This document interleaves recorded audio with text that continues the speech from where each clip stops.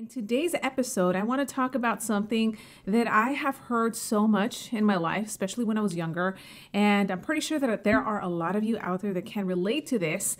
And the question is, can someone that is shy, also known as an introvert, quote unquote, can they be successful in sales?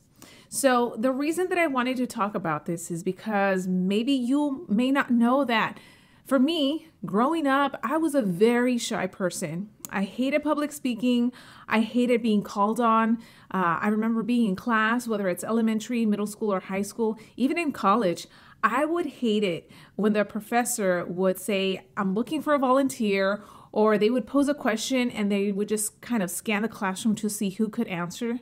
I would hate being in those situations.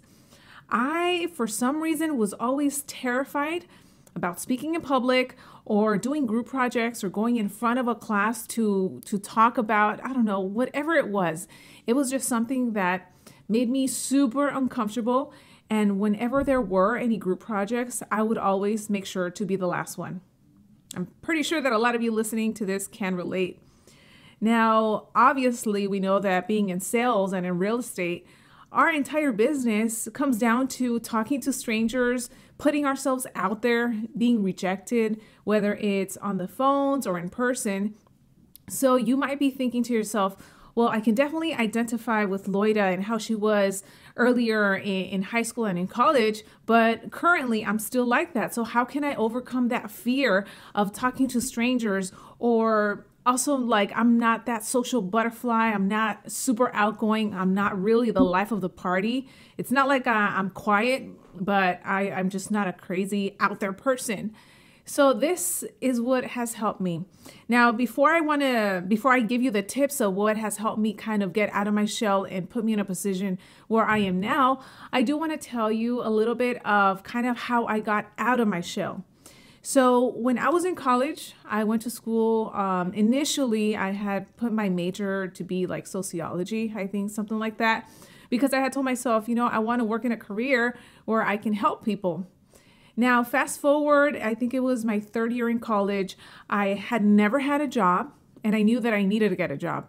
So I remember where I used to live, I told my neighbor that I was looking for a job, and they told me, you know what? My sister owns this building in Hollywood, and one of the companies that leases a space there is a marketing company. And they're always looking for brand ambassadors to promote this specific brand. And it's a soft drink. I'm not going to say the name because it's irrelevant. But anyway, I said, you know what? I'm definitely open to those opportunities and to learn more. I have never had a job, but I am a very friendly person and I'm always smiling. So I would love to go and meet with her if they are currently hiring people. So I went, I interviewed. They told me the brand ambassador position, what they did. Now, back then, I had never heard of this position before.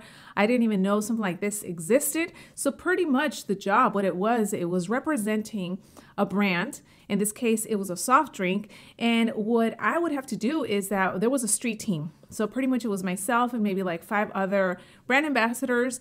And we were contracted by this marketing company to represent this soft drink.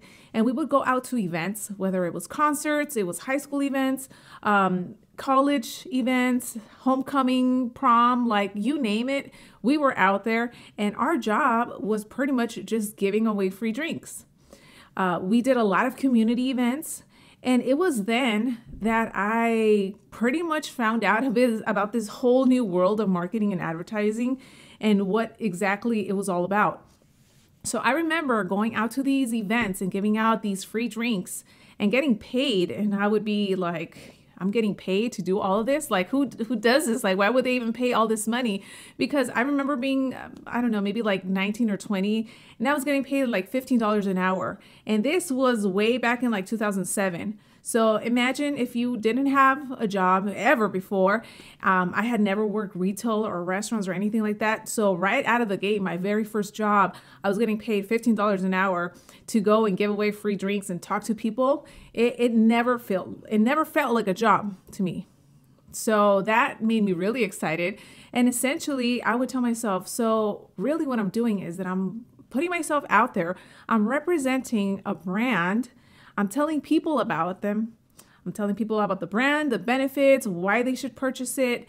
I am actively going out and talking to strangers, but all of them are super nice. They're very friendly, and I'm getting paid. And this doesn't feel like work. So once I started to do that for a couple of months, I knew that marketing and advertising was definitely something that I wanted to pursue. And that is when I switched my major in college from sociology to business with a focus in advertising and promotions pretty much. So it was really that job that made me get out of my shell. And it made me see that, you know what, I've always had this fear, probably what people will think of me or what if I say the wrong thing. But when I was getting paid to promote another company where they had taught me exactly what to say, how to respond, all of the benefits, all of the pros versus their competition, and I was seeing people's reactions to me being able to deliver the information that I had learned and how everyone was very positive, that's when I realized that all along I've always had this fear of what people will think or how they would judge me, when at the end of the day, no one really even cared. So thanks to that job, that is what really caused me to get out of my shell and kind of put myself out there in situations where I would have to talk to strangers and I was getting paid. So fast forward to now, maybe you're watching this or you're listening to this and you're like, wow, that sounds like she had a good deal getting a job where you have to talk to people and you're getting paid, but I still feel uncomfortable doing that. Now, once I started real estate, and this was, again, many years after my very first job, once I started real estate, and even a few years before that, before I even considered transitioning into this career, I remember thinking to myself, cold calling and door knocking, I would never do that. And look, fast forward, here we are now, and I'm known for cold calling and door knocking. So it's funny how things turn around. You never know how things are going to happen. But translating that experience from when I used to work in promotions as a brand ambassador and applying it to real estate, it really helped me so much in the sense that once I knew I was mentally prepared and ready to get into the real estate industry, I knew that all of that experience, talking to strangers, having to actively go and talk to people that I have never known and promote a brand that maybe they have never heard of, or maybe they had had a bad experience before, I knew that essentially I would be doing the same thing I was doing with those brands when I would get into real estate.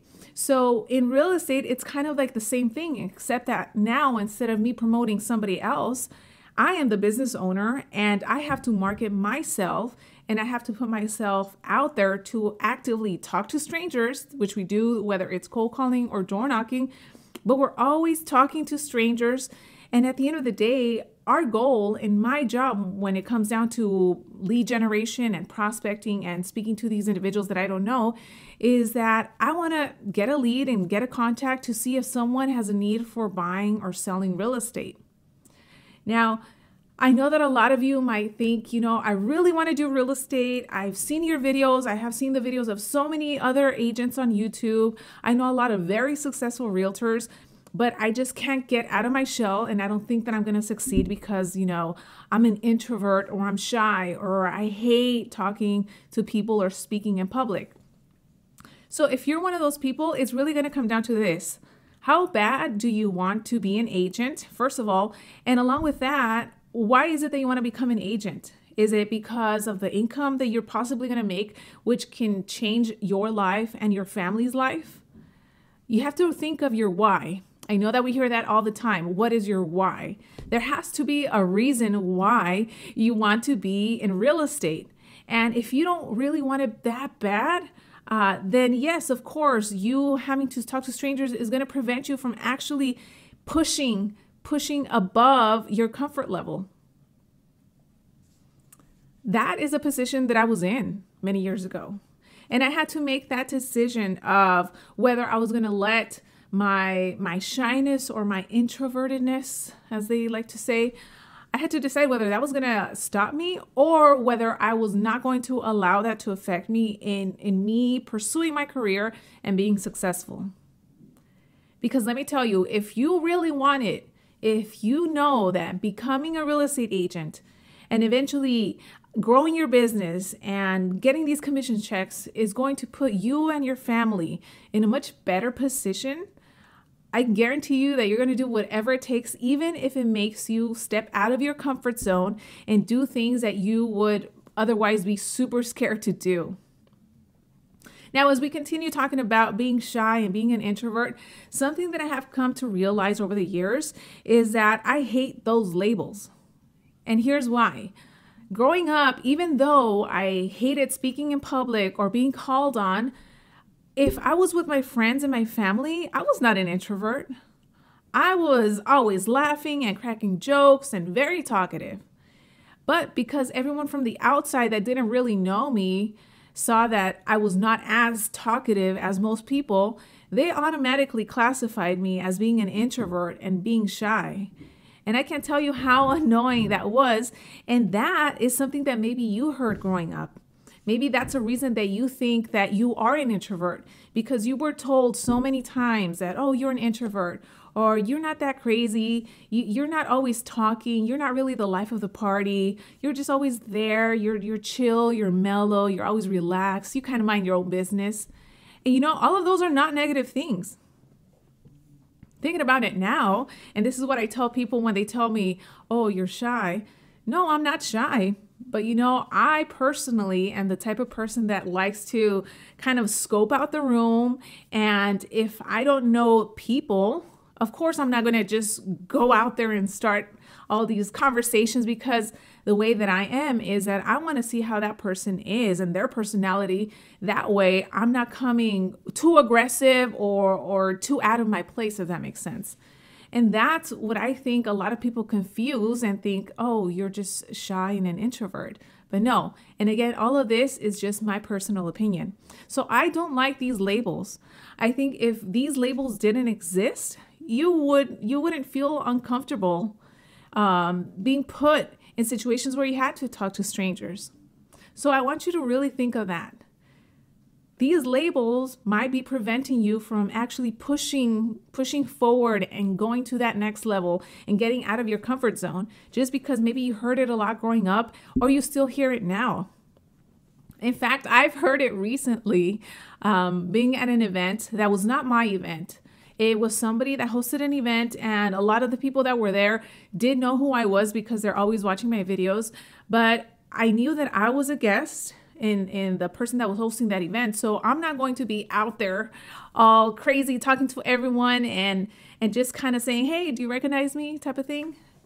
Because, that's not my place. And I had someone come up to me and say, hey, Loida, are you always this shy?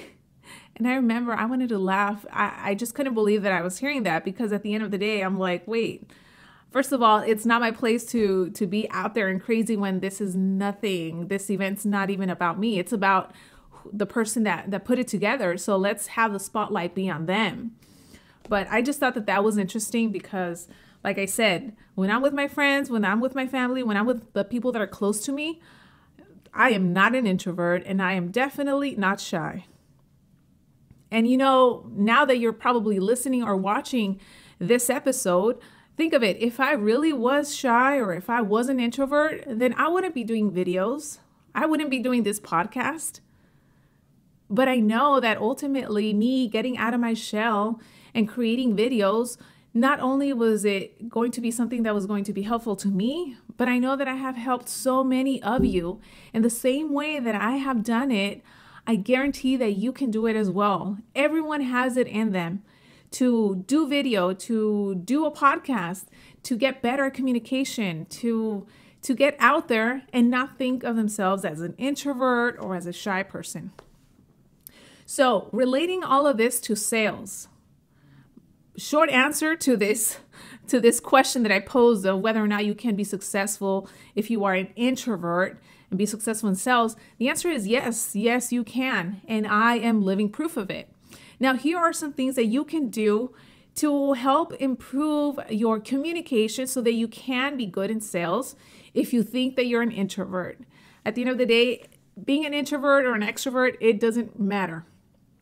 So first of all, what has helped me in my communication is creating videos. When I started doing videos back in 2015, I was completely different compared to what I am now. You can go back and you can see the videos and you can compare it even to this one and you can see the transformation. But doing videos and getting in front of a camera really helped me get out of my comfort zone because I knew that I had to be good in communicating whatever it was that I was talking about. And at the same time, I knew that I would have to get better at making eye contact, making sure that I was breathing when I was speaking. And all those little things really added up and have added up over time to get me to where I am. Along with that, learning about communication in the sense of tonality, mirror and matching. If you don't know what I'm talking about, you can go ahead and go on Google and type all of these things up. Now, all of these are things that I talk about in my boot camp, which once again, I will be starting in February. If you are interested in the new and real estate boot camp, if you're a new agent, brand new, been in the business for a year, you're still completely lost, I definitely recommend that you jump on this boot camp.